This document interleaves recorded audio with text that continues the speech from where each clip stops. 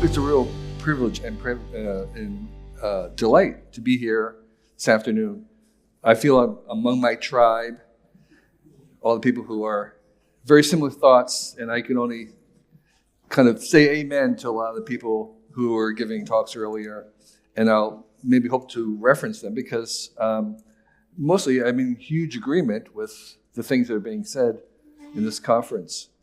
My agenda is to take this idea of a noosphere seriously, and there have been many definitions of it, and I think it's actually good in the very beginning of things that we have multiple definitions of what we think we're talking about. In fact, because there's probably going to be multiple things. There'll probably be multiple varieties of noospheres. And we've heard talking about the world brain. We've had some images of that. There's technologically, there's singularity kind of visions about what this is. But I want to introduce yet another one, and I call it that the holosphere. And I think the holosphere, to me, is based on this idea that kind of there are three different spheres already present at work. The kind of planetary natural world, which includes geology, the human world, the world of technology. And those three, people use the word technosphere, but I like, and natural biosphere, but I like Gaia and the technium because I think they have a little bit more agency. The sphere seems to me to be kind of just like an inert environment, and I think there's more agency involved in it. So I use the word technium, and I use the word like Gaia, which is indicating that there's a little bit more going on.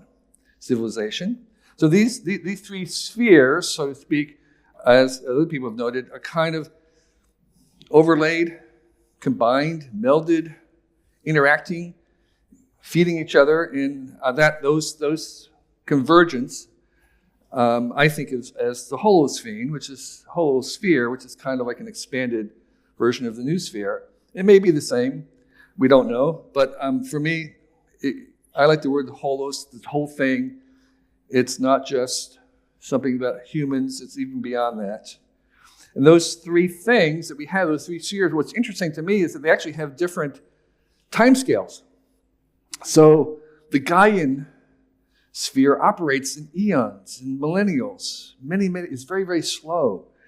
Humanity is faster, but then there's the technological sphere, which is even faster in terms of hours, days. Look what's happened in just the past couple of years. So there's three kind of speeds going on that are incorporated into. So the way to think about them is not so much different domains as much as different timescales.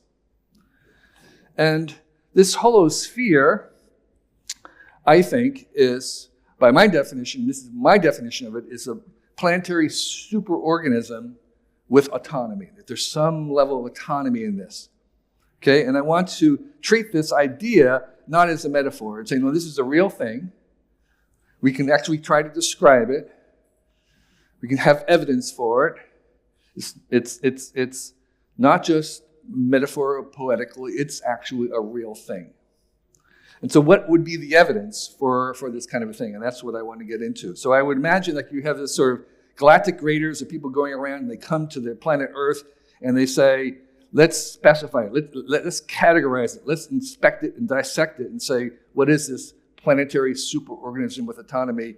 What's their version of it on this planet? So if we could approach it in that way and say, let's describe it as if it was a specimen. And again, my definition is a planetary superorganism with autonomy. And what's interesting about that is that those three statements, planetary organism with autonomy, are increasingly difficult to believe or to prove as we go along. So planetary is the first one.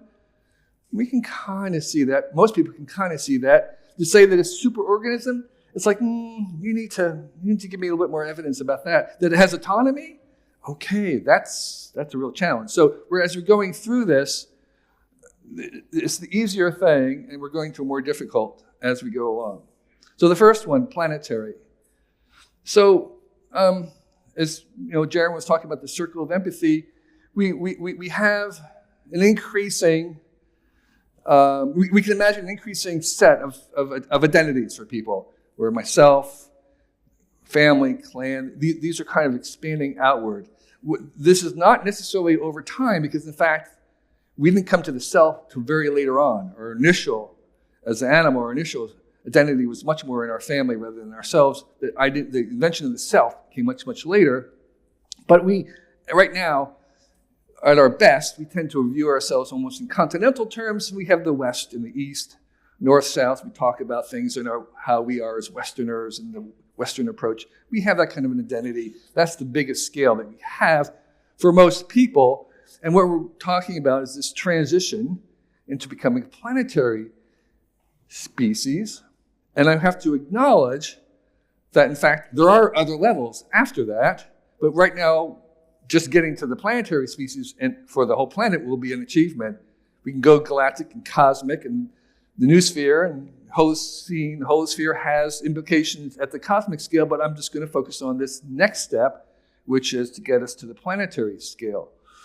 So when people go to space, they report having the overview effect, where they look at our planet and they see for the first time as this sort of floating little bubble, and they have this almost invariably spiritual experience of seeing the planet as a whole and understanding its life and its preciousness. And what we're trying to do, in a certain sense, is have everybody have that experience.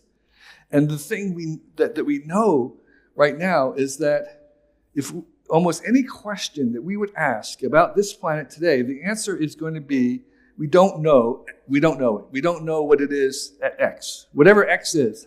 If we talk about, what about fresh water on the planet? How much is it? Where is it? We don't really know. We have some ideas. Forestation, people, even the thing that we care most about, the population of the planet, we don't know, plus or minus 10%. So we are really ignorant about our planet at the planetary global scale of like getting a complete picture of whatever it is. And so that ignorance is part of why we're having trouble making this transition to becoming a planetarily aware species. So I want to go through this kind of the three different spheres of trying to look at it in a planetary scale. And we can kind of look at the physical planet, of looking at things like getting a picture of the planetary temperature, the water distribution, solar radiation available, human density, where people live, literacy rate for everybody, where we have agriculture, transportation networks, air connections, cities, electrical grid, oceanic cables, mobile coverage, higher mobile coverage, 5G, social connections, thousands of sensors in the ocean right now trying to track our climate, and then we're ending up with like at least 5,000 satellites around the globe right now, and adding more every day almost. And those 5,000 satellites are trying to, mostly not just for telecommunication, but actually trying to send a picture of us down so we can get a view of this planet at the planetary scale. And I think of this as kind of like a planetary mirror, so we can see ourselves for the first time in real time. And so that's very, very important, is to be able to see the planet as a whole in detail in real time. And hopefully that could begin to give us the overview effect from our own home, that we can actually see the planet as big and complicated as it is in real time. So that's at the planetary scale. So what about the second thing, the bit of evidence of trying to understand that actually? So the first one was, yes, we can see that there's a planetary thing happening. Is it a superorganism? So I define a superorganism as a collection of parts acting in concert to produce phenomena that's not found in the parts. There are a lot of examples of superorganisms, like a beehive. And as a beekeeper, the thing about bees is that they only live for 6 weeks, but the memory of the hive can be for years. They can have body temperature. They can regulate the hive temperature. That's even not what the individual bees have. There are all kinds of phenomena that a beehive can accomplish and do and behave that's not present in any single bee. You just can't find it. And that's true for swarms of birds, termites building architecturally interesting cities when they themselves have no capacity to do or even measure these things. Coral reefs, which can be seen from space. Those are all kinds of examples of biologically based superorganisms. Okay, and so superorganisms can occur at any of the three spheres. So in nature, the superorganism that we know of there is Gaia. And Gaia is a topic upon itself that could be hours-long discussion because it is a self-regulating system.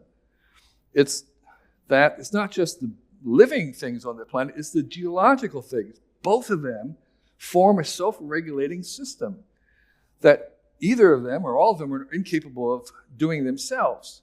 And so we have the organisms on the planet producing our atmosphere, which is being regulated at a certain percentage, very, very stably over very long periods of time through this system. In fact, we've come to realize that the Earth itself, the landscape that we see, the mountains, are all in part derived from the fact that there's life on Earth, that this life is actually part of what creates the kinds of land formations that we see. And so it's due to the fact that they're living organisms that we have the kind of rain patterns that we have. These are not separate. They are one system, and that system is self-regulating. That's the Gaia hypothesis. And we have now, moving to the human world, we have humanity, these superorganisms we call cities. And they're distributed around the planet. And this civilization, which is city and civilization have the same root, are this superorganism on this planet right now. We have megacities, and we have even more megacities coming, which are where most of the people in the world are living. Right now, we're about 70% of the world's population are living like you. They're living in urban areas. And we're headed to the point where 98% of everybody alive will be living in some kind of urban area, which you could define as within 10 miles of a hospital. And so these megacities are forming this kind of superorganism around the planet. And what's interesting is that they are based on some scaling laws we find in biological systems. So if you take a lot of biological systems and you measure things like their weight and size compared to their metabolism rate or the reproduction rate, you find that they often obey a scaling law, which is plotted on a logarithmic curve, and it looks like a straight line. And somewhat counterintuitively, they call that linear, and meaning that most organisms will, it's like heartbeats. So little tiny animals have very rapid heart rates, but they don't live very long. So and larger animals have slower heart rates, and they live longer, and they have the same amount. They have the same number of heart rates, so they're just kind of running at a higher rate. That's a kind of a scaling law. And what's interesting is that the scaling laws of biological organisms are very similar. The metabolism rate of organisms is very similar to the metabolism rate of data centers in terms of the amount of energy flowing through per the weight of those servers. And so the thing about scaling laws is that there's two varieties of them. There are ones that kind of just operate just below that very exact logarithmic curve. They're sublinear. And there's ones that just operate just slightly above it, called sublinear and superlinear. And the sublinear ones are mostly the characteristic of organisms that have very limited lifespans, that have limited growth. And the superlinear ones are characteristics of superorganisms that have more indefinite growth. Okay, and so reefs, rainforests, and ecosystems tend to have superlinear scaling laws, meaning that the more that are present, the more interesting they get, the longer they live. And so it's like an ecosystem of a rainforest where it keeps adding more and more species, becoming more and more complicated and complex, which extends its ability to keep going.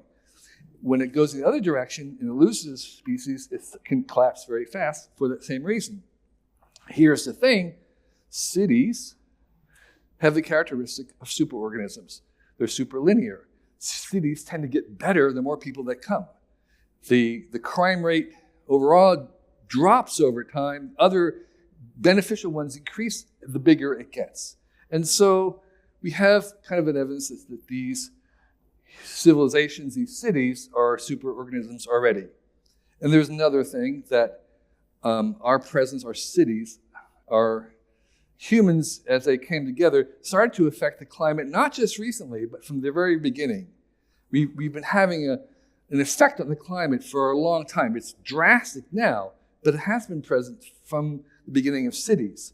And of course, part of this comes from the fact that the early hunters, the early versions of us, eliminated most of the megafauna on the planet. They just ate them.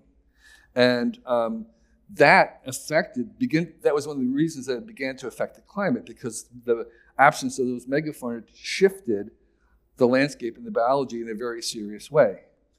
We've invented 1,000 new minerals compared to the 5,000 that existed on the planet.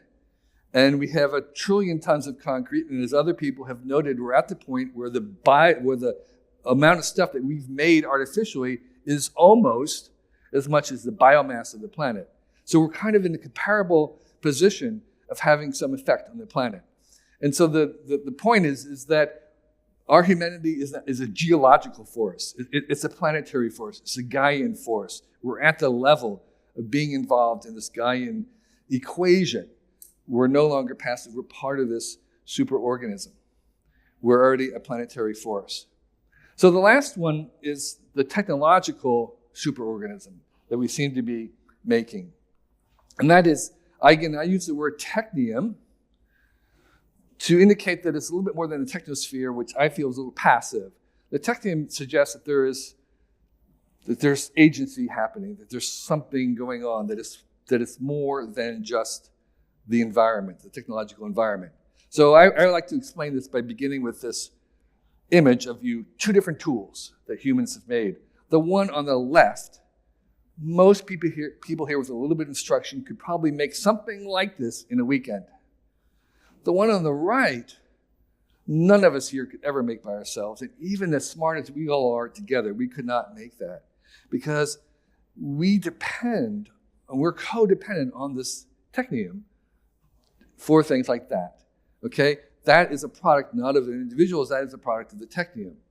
And there was a great experiment in our project, the guy who wanted to make a toaster from scratch, and he literally meant scratch. So he went out and found iron ore and smelted it, and this is his frame for the backing of the toaster. And then he went to the jungle and he got rubber to make the plastic, and this is his final thing. It cost $30,000 to do it. And you could go to the Walmarts and you can get one for $29. Much better.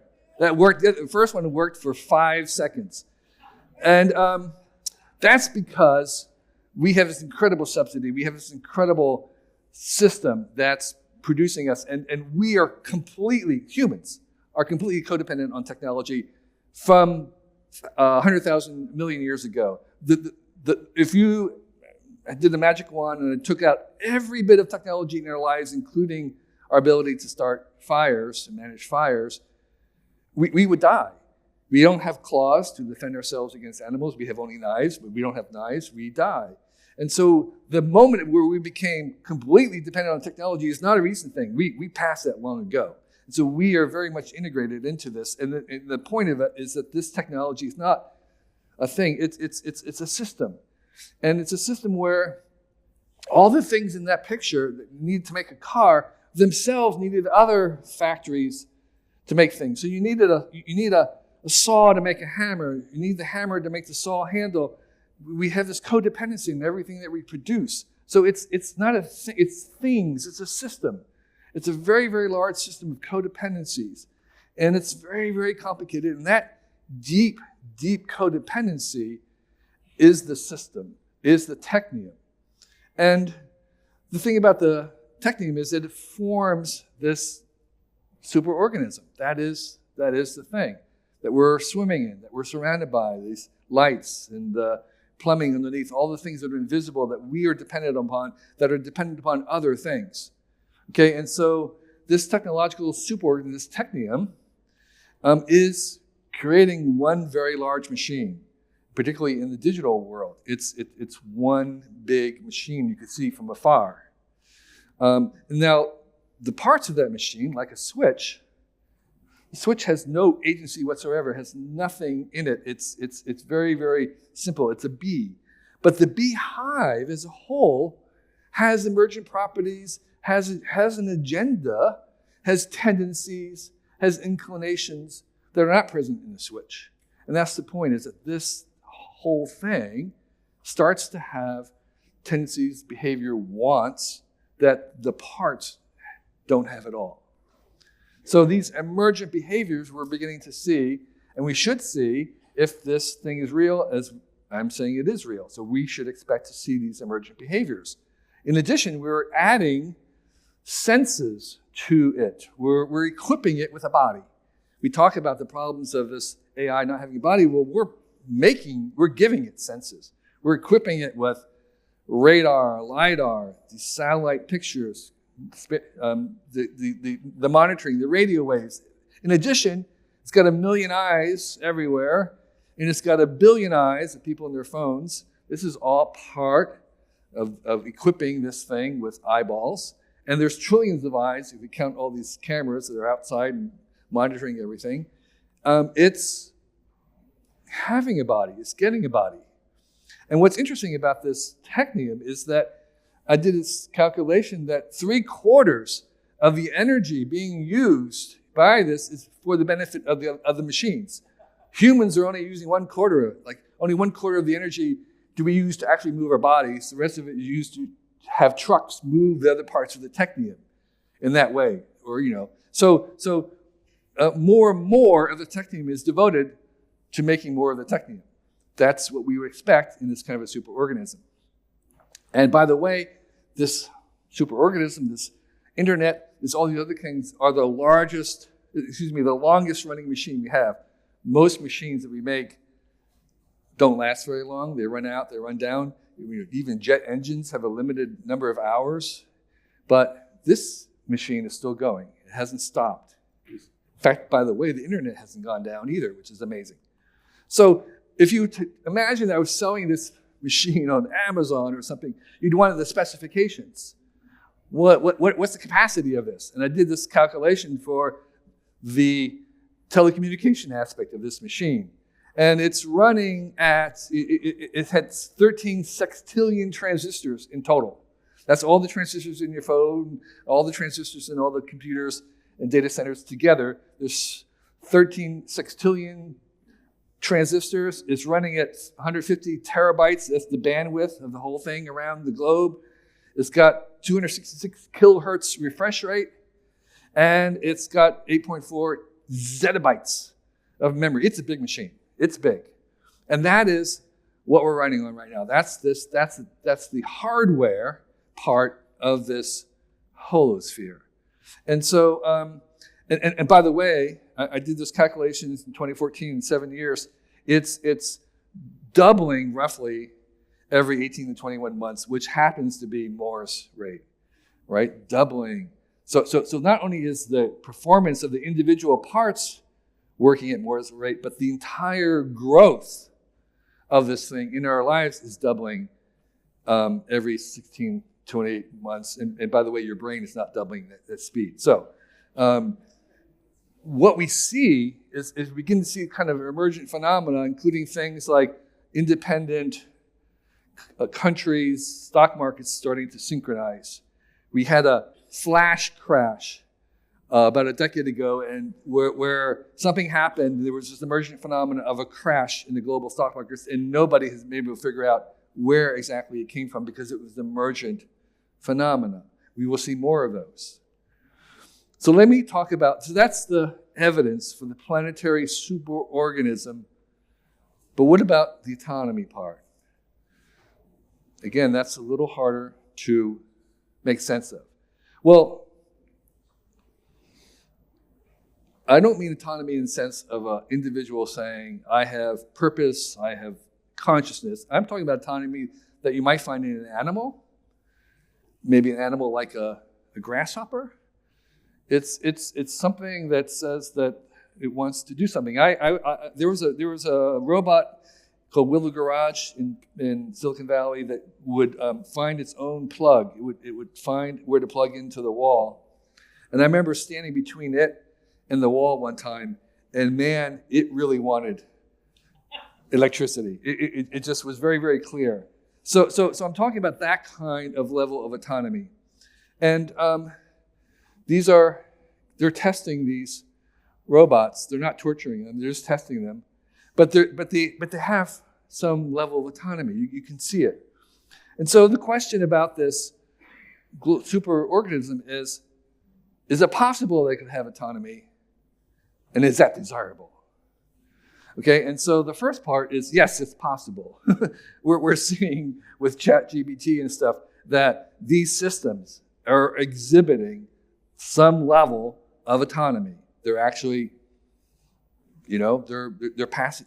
This is the scores, the total scores. They're passing high school AP tests or across the board. They can pass a test. So you could say they're as autonomous as your teenager is, right? And so, but the thing about it is that these AIs are plural. We're making many, many varieties of them. The ChatGPT is just one type of the many kinds of AI that are out there already.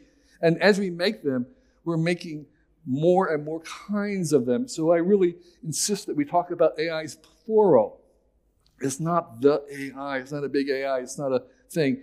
We don't talk about the machine in most of our lives. We talk about machines. And so we're making varieties of them. And all those varieties will be possible kinds of minds in a very large space of possible minds. Right? So there are many, many, many ways to have cognition. And in fact, our own minds are not a single dimension, as Ben was saying. They are composed of many varieties of cognition themselves.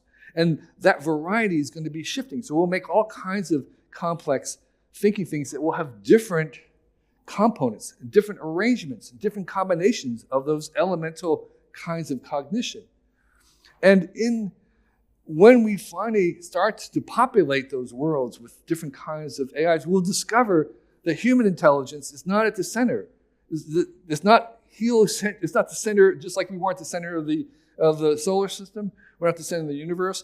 We're not the center of evolution. We are even in the center of cognition. We're going to be way off on the edge. We're an edge species. We're really peculiar in how we think. And just like we're at the edge of the galaxy, we're not the center of those things. So the way I think, the best way, the metaphor to think about these AIs is as artificial aliens. Because the way that they're thinking are not going to be the way that we think. They may be intelligent over time. They may have consciousness over time. But when they do, they aren't going to have the same way that we do. They're going to be different. I think of them in that way as artificial aliens. It's kind of like Spock, E.T. They're smart, they're conscious, but they're different. They think different. And that is their benefit. It's the fact that they think differently that is their main benefit to us.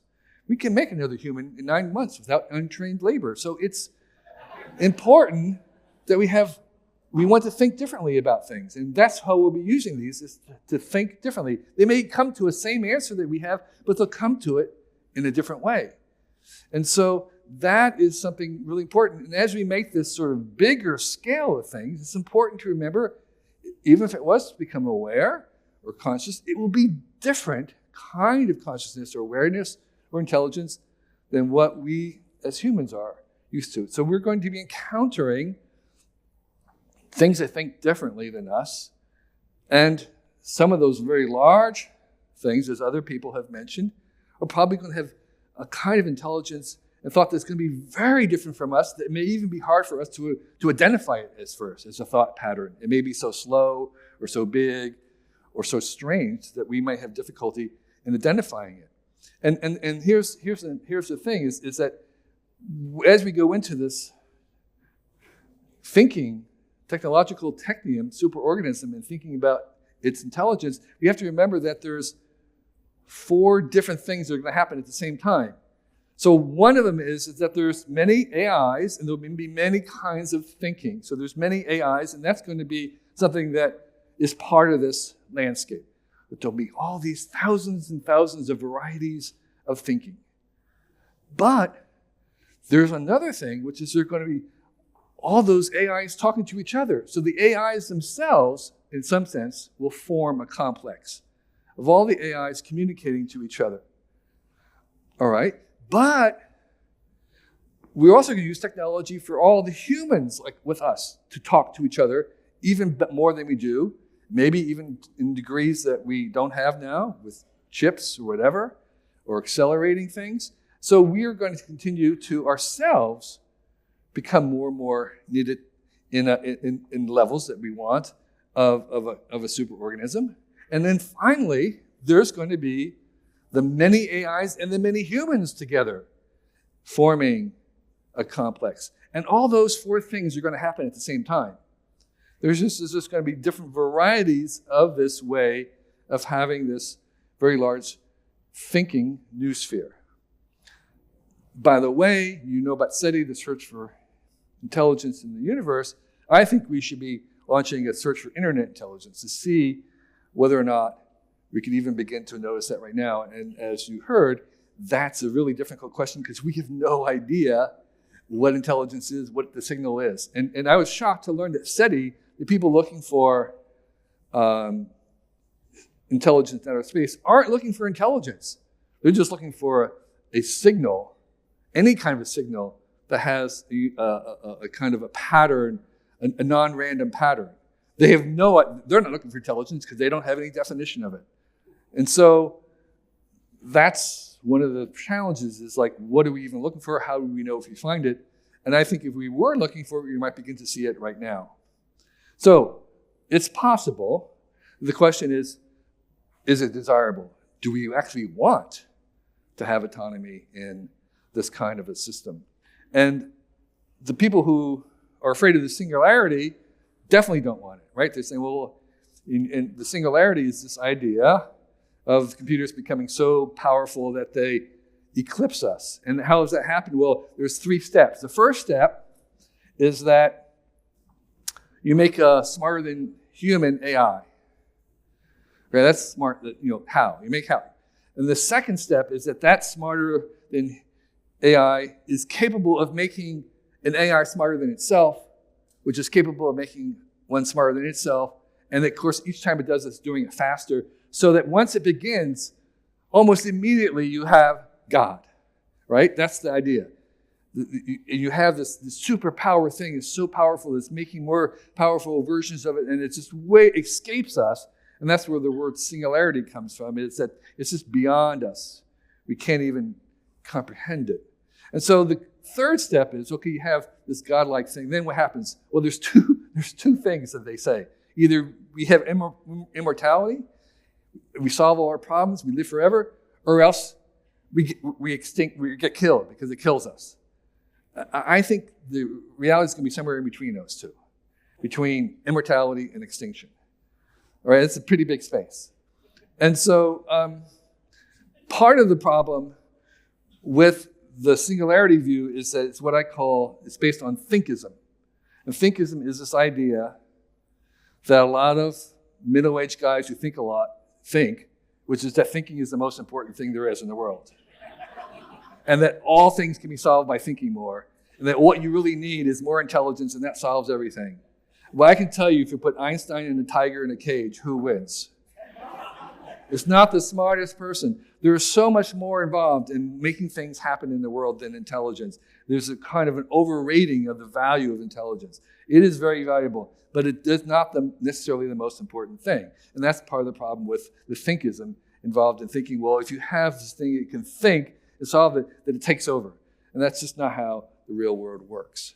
So, the planetary superorganism with autonomy So I think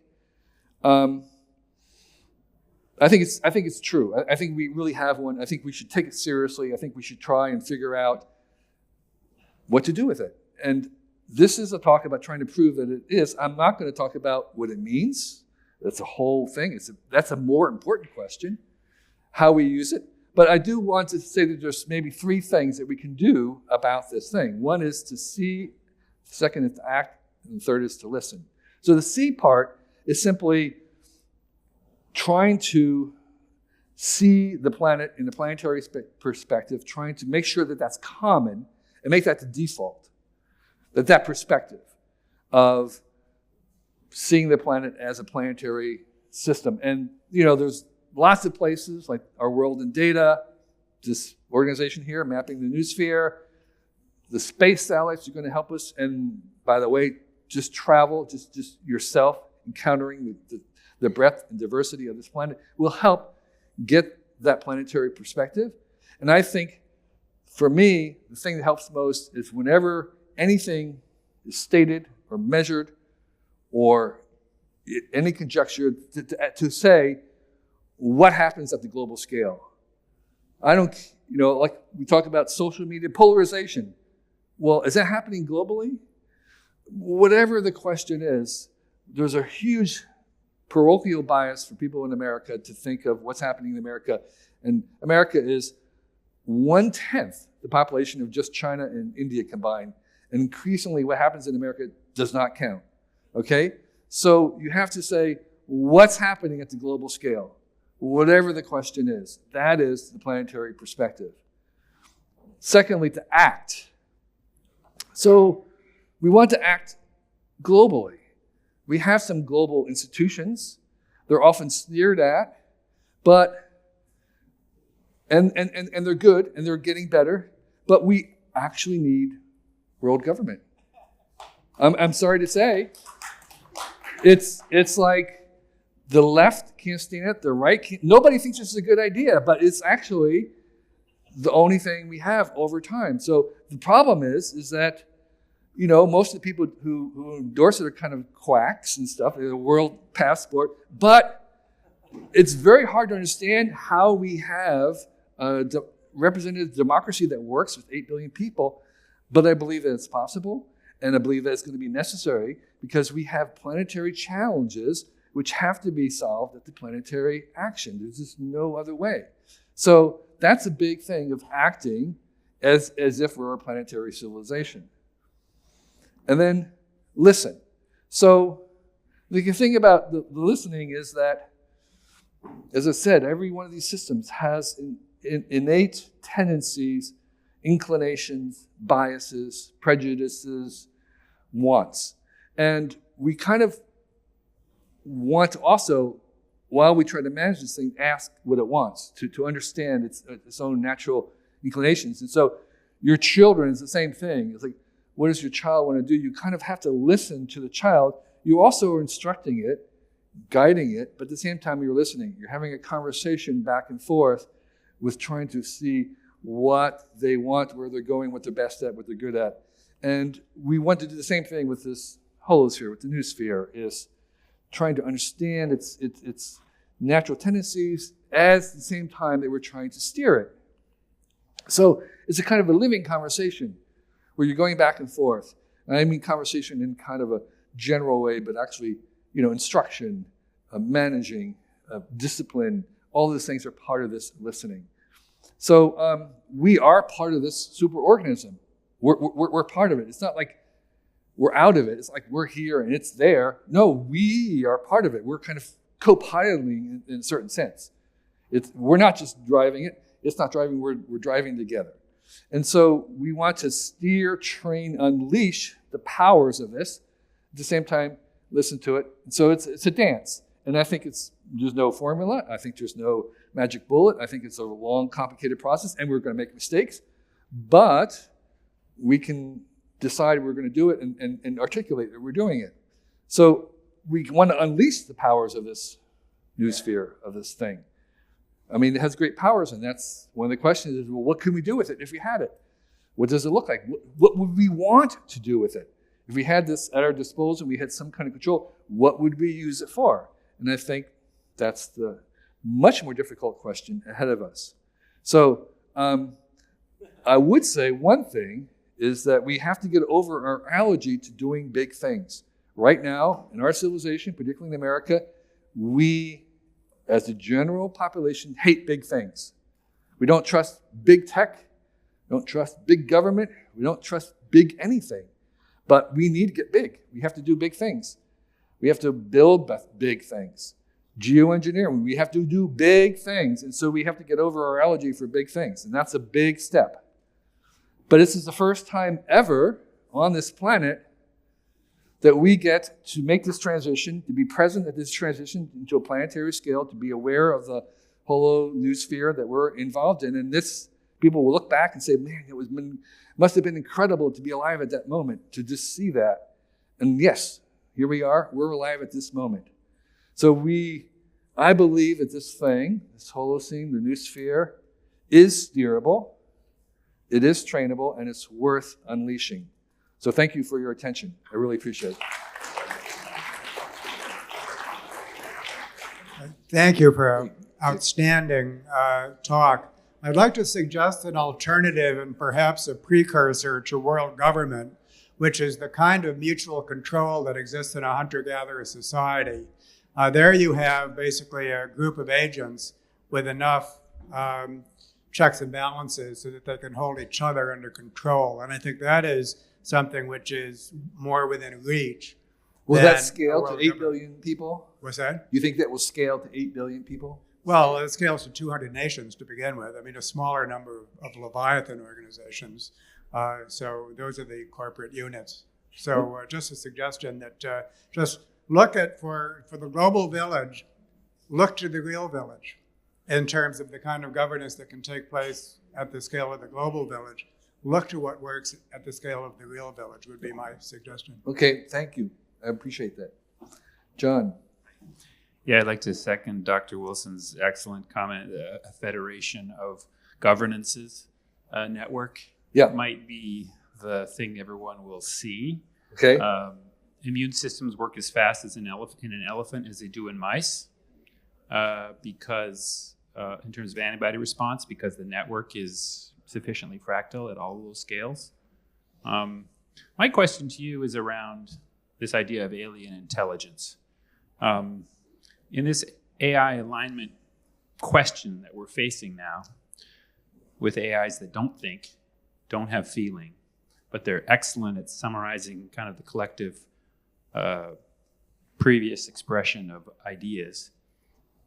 Do you think we're going to have to select for AIs that have emotion, that have compositional logic, that have many of the algorithms of humans so that we're kind of domesticating them the same way we did with animals? And if so, does that mean, at least until the singularity, they will not be alien intelligences? They'll be more like digital extensions of us. Yeah, I think we're absolutely, and we're already doing, programming emotions into some AIs and robots because we find it very useful to interact with them because we're primed to be emotional. And there'll be many, many AIs that will be very emotional and we'll have emotional bonds with them deliberately. And that doesn't mean all of them. In fact, one of the things I think is that there'll be AIs that will advertise as conscious-free because consciousness is actually a liability for most things. You don't want your car occupied and worried about whether it should have taken finance instead of English in college as it's driving down the road. You want it to be really focused on driving. So there will be some AIs that we will make very much humanly accessible with us, including putting emotions into them. And by the way, emotions is actually easier to put into machines than intelligence. And so we're definitely going to have all varieties of them. And I don't think it's a question of where it's useful versus where it's not useful.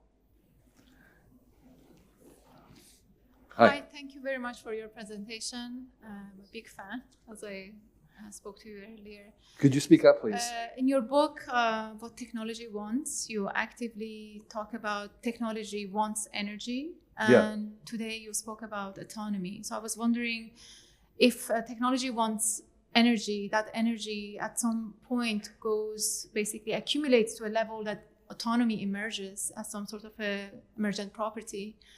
Do you think that we need to make a choice between autonomy and agentiality, so that the noosphere eventually become autonomous, but the agentiality of that noospheric basically property would be the point that we need to focus on, because autonomy emerges anyway because technology wants energy, and you spoke about technium as some sort of like enabler of this transition.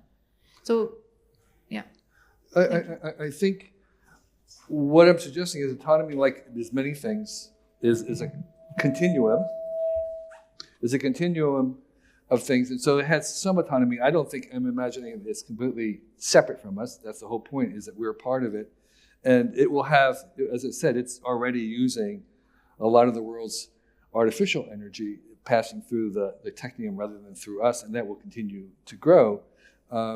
So we, again, I'm not, I don't worry too much about this thing sort of taking over and replacing us. I think I'm much more concerned about what our vision for how to use it and how to improve us. That's going to be a difficult enough problem, because like, who is us? Who decides? There are so many questions around that. And so I think the idea of it kind of taking over and taking off and separate from us is that's not something worth worrying about. We have so many other things to worry about, which is, how does this benefit us and where do we go with it?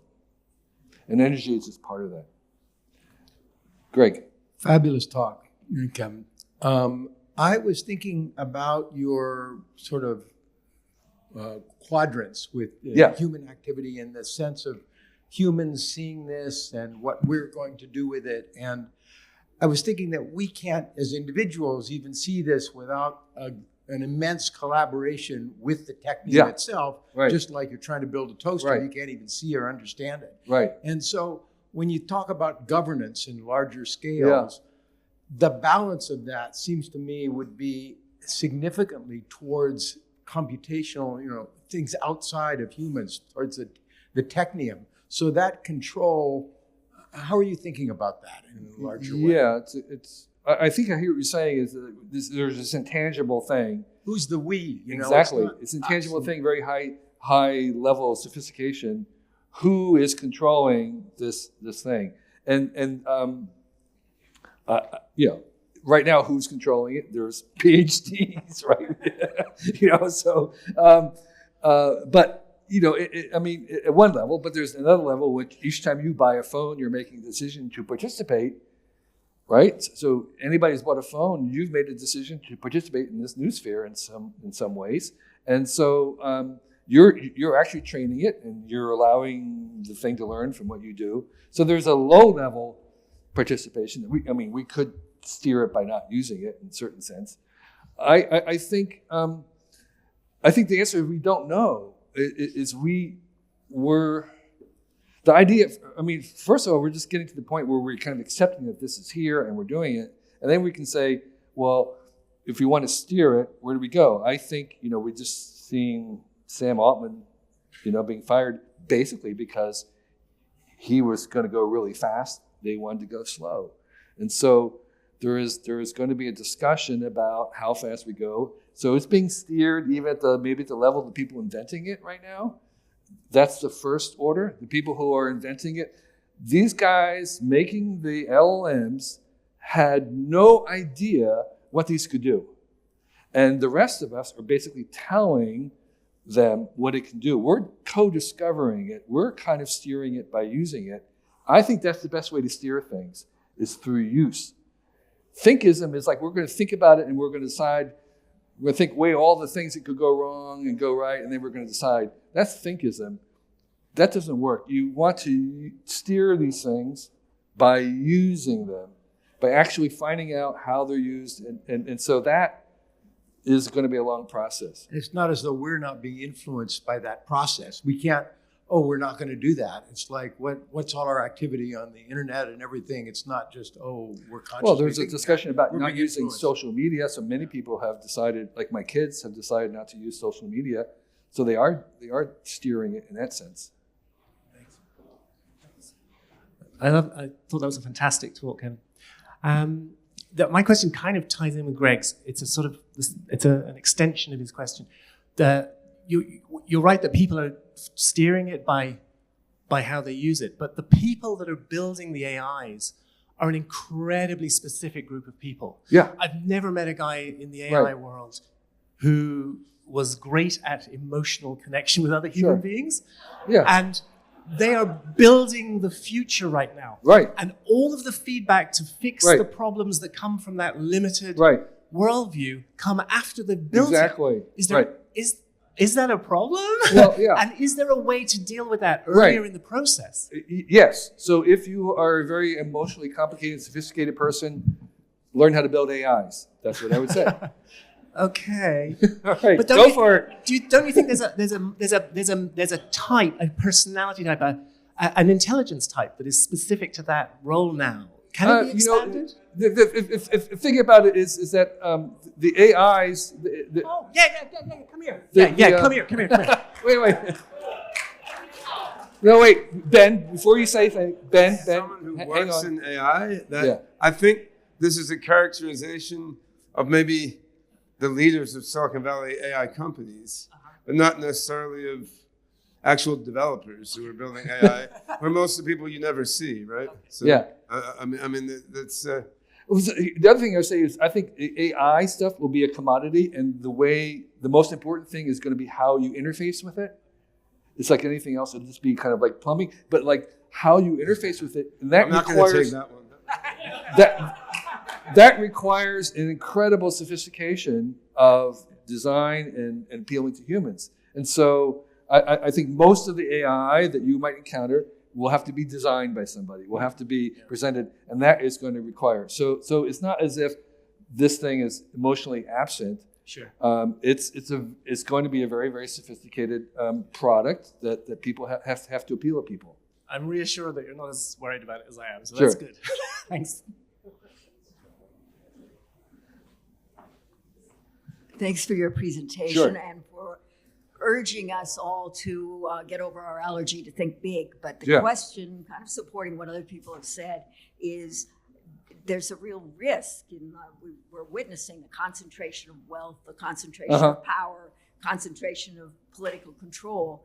Isn't there a way that we can think big and go back to Schumacher and also try lots of local experiments and with collaborative autonomy, coming out of the thinking big, but empowering many indie players? Sure. I mean, I think in the AI field, we're seeing the problem of consolidation and control as well. Yeah. So I think we all appreciate the fact that this is not a homogeneous thing, that it's going to be cascading hierarchies of different, like a tissue, where you have cells, and the cells make up an organ, or tissue make up organ, and you have a body. So this isn't like there's going to be all kinds of federated types of things if this is to work. And it's not going to be a centralized thing no matter what happens. There will be many, many levels of organization to operate at the planetary scale. It's impossible to have a single thing that's always only one variety. It has to be a nested complexity, like everything else that works that's complicated.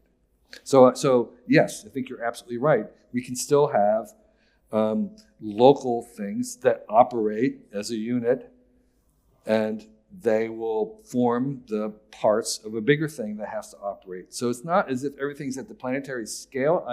If I gave that impression, I was wrong. It's that the entire organism is, but it's composed of things that are much smaller. Yeah. Hi there, thank you.